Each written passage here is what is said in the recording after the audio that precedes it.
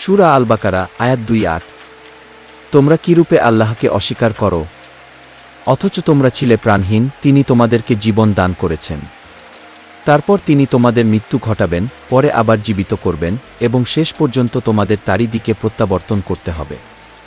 সংক্ষিপ্ত ব্যাখ্যা। এ আয়াতে আল্লাহ তাআলা মানুষকে স্মরণ করিয়ে দিচ্ছেন তার ক্ষমতা ও নিয়ামতের কথা। প্রথমে আমরা অস্তিত্বহীন ও প্রাণহীন ছিলাম, মাটির মধ্যে লুকায়িত উপাদান। আল্লাহ আমাদের জীবন দান করলেন। এরপর আমাদের উপর আসবে মৃত্যু। কিয়ামতের দিন আবার আল্লাহ আমাদের পুনর্জীবিত করবেন, এবং সবশেষে আমাদের আল্লাহর কাছে হিসাবের জন্য ফিরে যেতে হবে।